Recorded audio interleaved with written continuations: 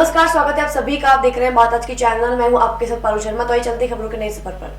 प्रधानमंत्री नरेंद्र मोदी भीलवाड़ा जिले के मालासेरी पहुंचे। यहां हेलीकॉप्टर से पहुंचने के बाद मंदिर कमेटी व भाजपा नेताओं ने उनकी अगवानी की। प्रधानमंत्री नरेंद्र मोदी भीलवाड़ा जिले के मालासेरी पहुंचे, जहां हेलीकॉप्टर से पहुंचने के बाद मंदिर कमेटी व भाजपा नेताओं ने उनकी अगवानी की।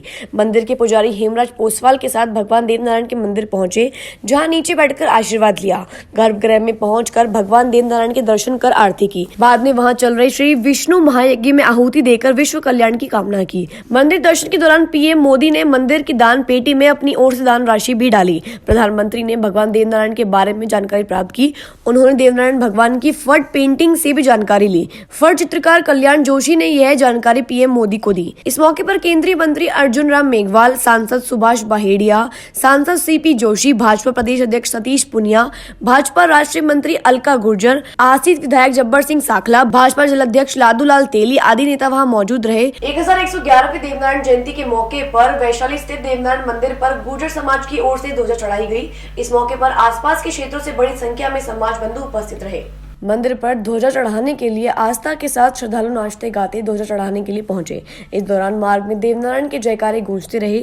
साथ ही लोक परंपरा अनुसार संगीत के मधुर धुनों पर भजनों का गायन किया गया। उबड़ा का देवरा विकास समिति की ओर से शनिवार को देवनारायण भगवान का मेला आयोजित किया गया।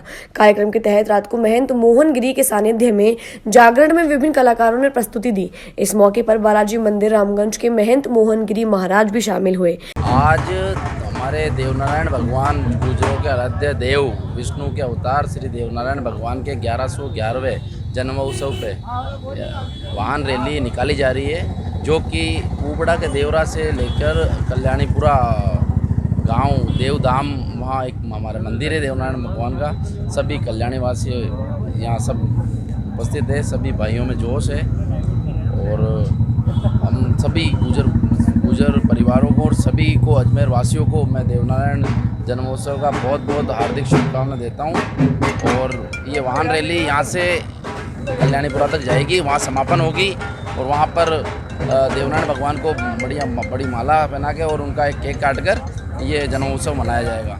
अजमेर के नसीराबाद शहर में भगवान देवनारायण की 1111वीं जयंती हर्षोल्लास व सादगी के साथ मनाई गई।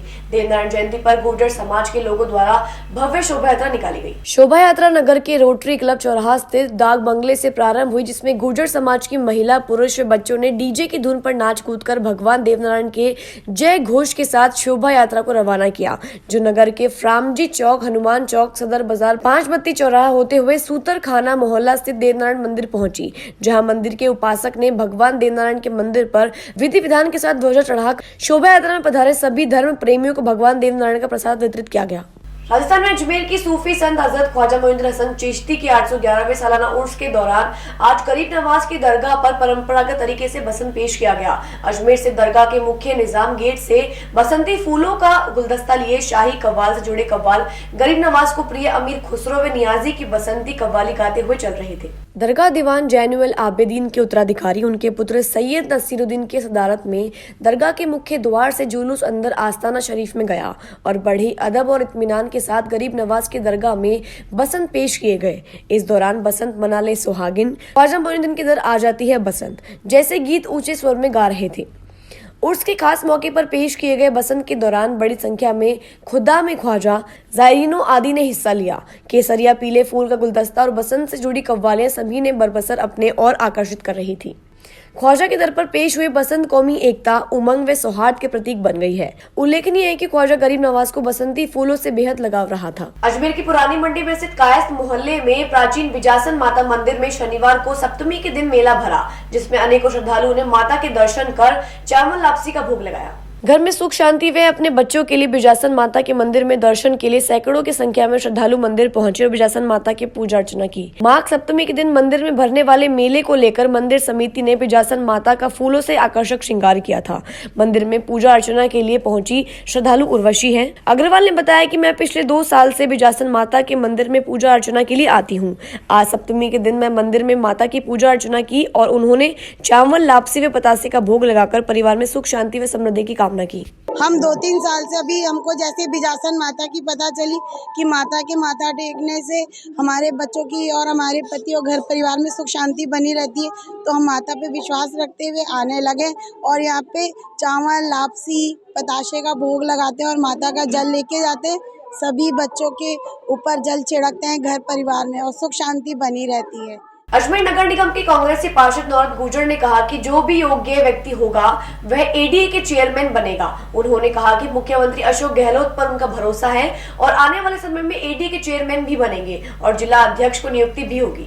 कल हमारे प्रदेश के जो प्रभारी है सुखविंदर रंधावा जी वो अजमेर आए थे और आपने सब लोगों ने सुना होगा, उन्होंने ये कहा था कि जो भी योग्य व्यक्ति होगा, किसी का बेटा किसी का भाई, कोई भाई भतीजावाद नहीं होगा। आज बहुत से समाचार पत्रों की हेडलाइंस भी है, लेकिन मैं एक बात आपको ज़रूर कहना चाहता हूं कि राजस्थान के यशस्वी मुख्यमंत्री अशोक गहलोत जी जैसे संवेदनशील नेता निश्चित तौर पे आने वाले दिनों में बहुत जल्दी हमें उम्मीद है कि जो एडीए का चेयरमैन बनेगा और जो हमारे विकास के काम बहुत सारे रुके हुए हैं एडीए के माध्यम से वो काम पूरे होंगे, क्योंकि कांग्रेस जन बहुत लंबे समय से अपेक्षा लगा करके आशा लगा करके बैठे हैं।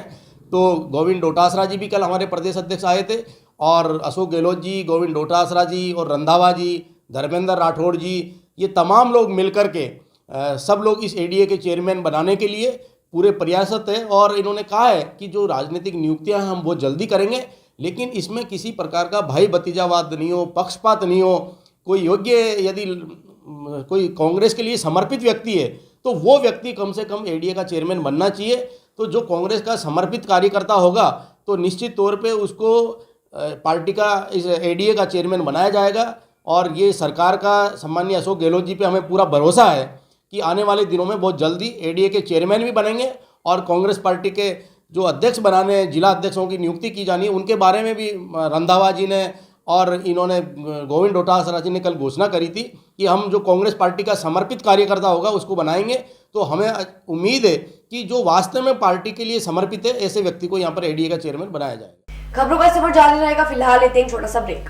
ए सर्किट मामू नहीं बनने का, रेडीनेट फाइबर लगाने का। इंटरनेट बोले तो रेडीनेट फाइबर नेट। डिटेल्स के लिए 7412001234 पे कॉल लगाने का। सही है भाई। इंटरनेट बोले तो रेडीनेट फाइबर। अरे भाया, इंटरनेट बोले तो रेडीनेट फाइबर। अधिक जानकारी के लिए कॉल करें 7412001234 पर।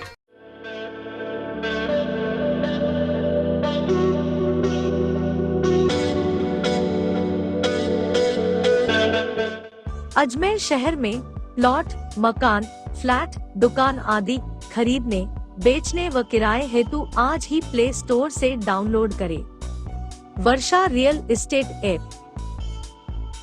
वर्षा real estate, a unit of Varsha group, let's you live better.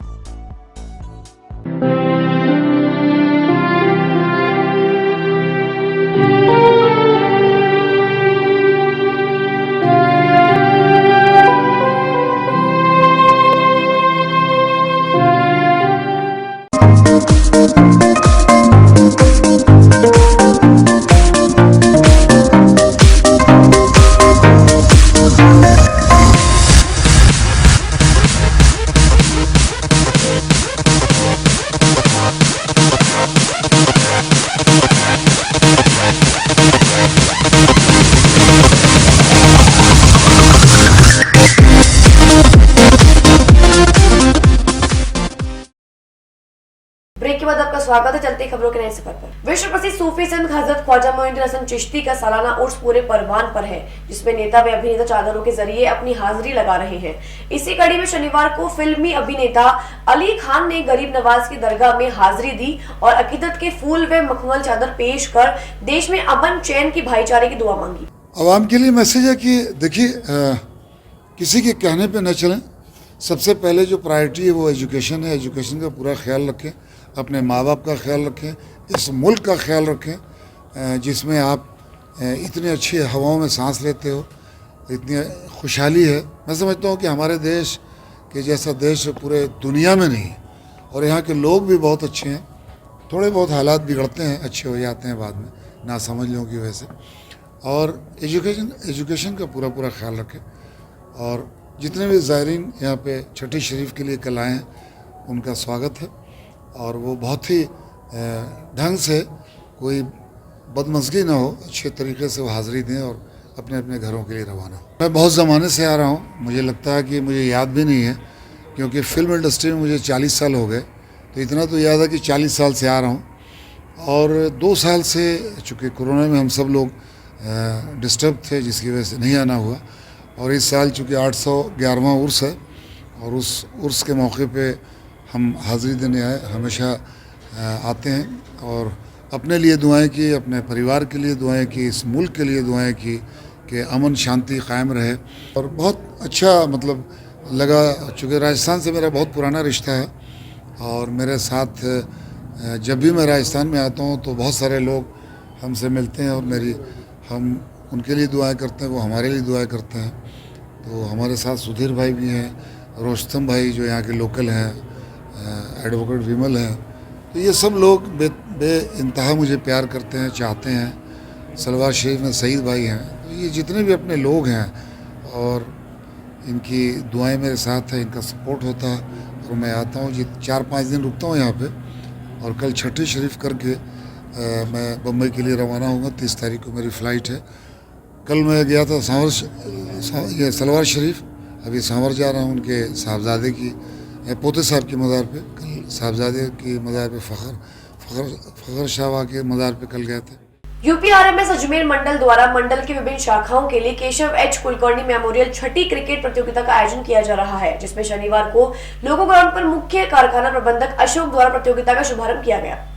यूपीआरएमएस Ajmer मंडल द्वारा आयोजित 6th Keshav H Kulkarni memorial cricket प्रतियोगिता का शुभारंभ आज 28 तारीख को शनिवार को 11 बजे लोको ग्राउंड पे आदरणीय मुख्य कारखाना प्रबंधक अशोक कुमार अब्रोल द्वारा किया गया। इस प्रतियोगिता में अजमेर मंडल के विभिन्न शाखाओं को प्रतिनिधित्व करते हुए 42 टीमें भाग लेंगे। लगभग पूरा फरवरी माह में प्रत्येक शनिवार इतवार को लोको ग्राउंड और जीएलओ ग्राउंड में प्रतिदिन 3 मैच के हिसाब से टूर्नामेंट का आयोजन किया जाएगा। फरवरी लास्ट तक इस टूर्नामेंट समापन की ओर बढ़ेंगे। फरवरी लास्ट या मार्च फर्स्ट वीक में इस टूर्नामेंट का समापन होगा। कि पिछले साल से इस टूर्नामेंट को स्कोरिंग वगैरह हमने ऑनलाइन कर लिया। प्रत्येक वर्ष में 6वां टूर्नामेंट है। जब शुरुआती फर्स्ट टूर्नामेंट में जहाँ 24 टीमें भाग लिया था, इस बार 42 टीम तक पहुँच चुका है। तो बढ़ती हुई लोकप्रियता, इस टूर्नामेंट का बढ़ती हुई लोकप्रियता को यह दर्शाता है। अजमेर की गंज थाना अंतर्गत 25 साल की युवती को शादी का झांसा देकर दुष्कर्म करने में नग्न फोटो वीडियो के माध्यम से ब्लैकमेल कर लाखों रुपए हड़पने का मामला सामने आया है। पीड़िता ने परेशान होकर मामले की शिकायत गंज थाने में दी है। पुलिस ने दुष्कर्म सहित विभिन्न धाराओं में मुकदमा दर्ज कर जाँच शुरू कर दी है। 27/1/2023 को एक 25 वर्षीय युवती ने उपस्थित थाना को एक रिपोर्ट दी कि दिनांक 16/4/2016 को उसकी बहन की शादी में वह और उसका परिवार अजमेर से बाहर गए थे, जहां उस युवती को एक वियोग मिला जिसने उसे ज़बरदस्ती मोबाइल नंबर लेके धीरे धीरे उसे मोबाइल पर दोस्ती हो गई और संपर्क करने लगा, जिस पर वो उस पर दबाव बना के 13/5/2017 को अजमेर आया और युवती को ज़बरदस्ती घर से बाहर होटल पे बुला के उससे बातचीत करी और दोस्ती बनाने का दबाव डाला, जिस पे युवती ने मना कर दिया। तो उसने उसको धमकी दी कि मेरे से दोस्ती कर ले, नहीं तो मैं आत्महत्या कर लूँ। फिर भी युवती ने उसको छोड़ के अपना घर चली गई, जिस पर उसके बाद 20 दिन वापस आया अजमेर में। उसने कहा तू मेरे से मिलना आ जा, नहीं तो मैं आत्महत्या कर लूँगा या मेरे दोस्तों के साथ तेरे घर पर आ जाऊँगा। जिस पर युवती दरगाह बाज़ार स्थित जूस सेंटर पर आई, जहाँ पर उसे जूस वगैरह पिलाया और उसको कहा कि यहाँ बात नहीं होगी, अपन किसी होटल में चलते हैं। जिस पर युवक युवती को गंज थाना क्षेत्र एक होटल में लाया। होटल में लाके उसको जूस वगैरह पिलाया, जिसमें कोई नशीला पदार्थ मिला लिया, जिस पर वो बेहोश हो गई। बेहोश होने पे उसकी नग्न फोटो वगैरह और वीडियो बना लिए और उसके साथ ज़बरदस्ती शारीरिक संबंध बनाए। उसके बाद युवती उसके घर चली गई, लेकिन युवक उसको फ़ोन से वो वीडियो दिखा के ब्लैकमेल करके उससे पैसे लेता रहा और बार बार अजमेर आके या कभी कोटा बुला के उसके साथ शारीरिक संबंध बढ़ाता रहा। और युवती को ब्लैकमेल करके वार वार उसे पैसे लेता रहा। युवती ने आरोप लगाया कि ऐसे करके उसने लगभग 4,25,000 रुपये विभिन्न तरीके से युवक ने उसे प्राप्त कर लिए और वो उसको मानसिक और शारीरिक रूप से परेशान करता रहा, उसके साथ बलात्कार करता रहा, जिस पर युवती ने उपस्थित थाना होकर मुकदमा दर्ज कराया, जिसमें 46/23 धारा 376 384 IPC में दर्ज हुआ है, जिसमें अनुसंधान जारी है। खबरों का सफर ये समाप्त होता है। देखते रहिए बात आज की चैनल। मिलते हैं आपसे अगली बुलेटिन में, तब तक के लीजिए इजाजत। धन्यवाद।